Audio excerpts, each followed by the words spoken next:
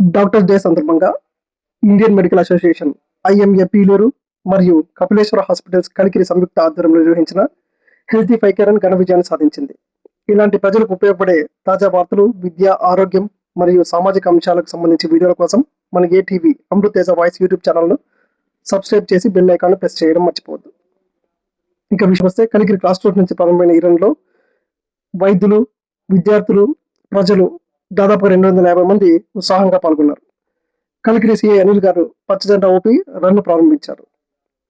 Run అనంతరం విజేతలకు medals ప్రదానం చేసి మన ఆరోగ్యం మన బాధ్యత అనే సందేశంతో ఆరోగ్య చైతన్యాన్ని పెంపొందించారు. ఈ కార్యక్రమం డాక్టర్స్ డే వేడుకలకు ప్రత్యేక ఆకర్షణగా నిలిచింది.